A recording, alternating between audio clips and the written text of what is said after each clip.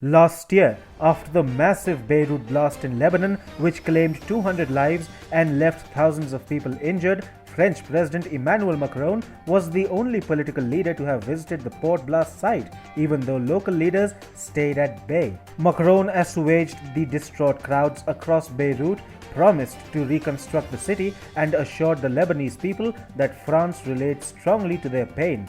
The French president said, "France will never let Lebanon go." After the Beirut blast, Macron emerged as the most popular face in Lebanon. Many in Lebanon considered Macron and France their only hope, and most of these people are Christians. Paris has past colonial connections with Lebanon. France and Lebanon ties have remained strong after Lebanese independence in the year 1943, and Lebanon's estimated 35% Christian population has further kept it close to Paris. Lebanon is facing a crisis once again, and France is again coming to its rescue. Israel shares its northern border with Lebanon. What happens in Lebanon impacts the Jewish nation as well. Lebanon and Israel do not share the best of ties, primarily due to the terror organization Hezbollah acting like a wild animal at the behest of Iran against Israel and its people. Hezbollah is a powerful entity in Lebanon, and Israel has found the perfect opportunity now to destroy it. Israel and France are wanting the same thing in Lebanon: the annihilation of Hezbollah and the ouster of the civilian government backed by it. Together, they are about to ensure that the biggest casualty of the Lebanon crisis are Hezbollah and its godfather, Iran.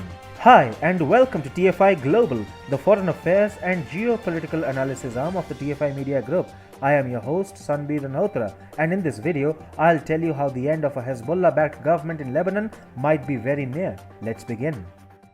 Lebanon is reeling under extreme poverty, impoverishment, essential commodity and power shortages, and of course, terrorism. According to the World Bank, more than half of Lebanon's population is living in poverty, and its financial crisis is likely to rank in the top 10 and possibly even the top 3 most severe crises in the world since the mid-1800s. With an economy in free fall, the Lebanese society has reached its threshold and is on the verge of collapse. Lebanon's caretaker Prime Minister Hassan Diab has admitted as much while calling for international help to avoid a social explosion in the country. Lebanon's currency, the Lebanese pound, has nosedived 90% since 2019 against the dollar.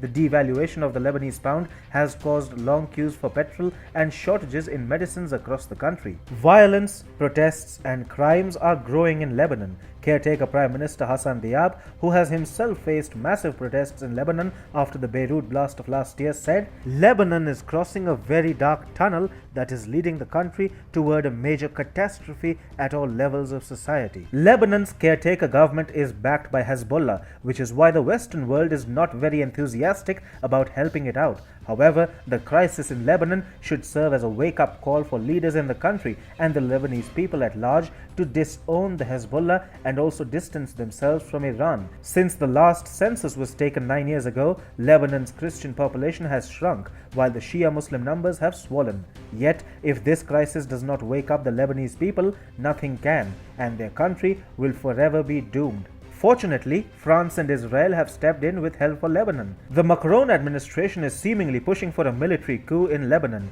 and while phrases like a military coup or regime change might sound strong, Lebanese military rule is actually a better option than an Iran-backed Hezbollah regime.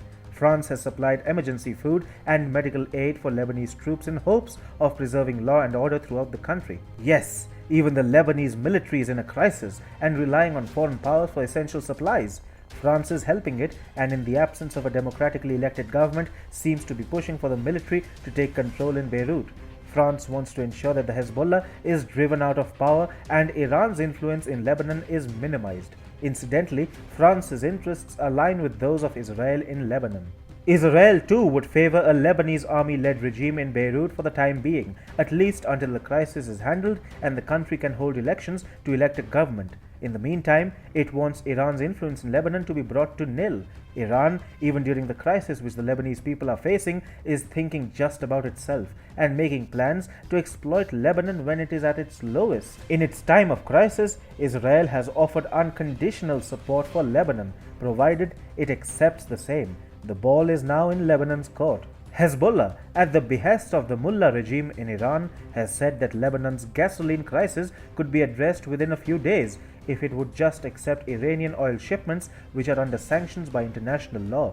The terror organization also announced that if the government failed to do so, Hezbollah will eventually negotiate directly with Tehran and import Iranian oil through the port of Beirut. Hezbollah is a proxy organization of Iran and serves only Tehran's purpose, not that of the Lebanese people. In Lebanon, the Hezbollah must be declared a pariah and a regime free from it must be brought into place. France and Israel seem to be taking steps to ensure that a Hezbollah-free regime gains power in Lebanon, but the people of the country must take the initiative to fight Hezbollah and Iran too. The crisis is, in fact, an opportunity for them to get rid of a cancerous organization which is serving Iran's interests while claiming to support Lebanon's Shia Muslims. France and Israel will surely help Lebanon, but they need to see action on the ground being taken against Hezbollah in return for their aid and support to the crisis-struck country.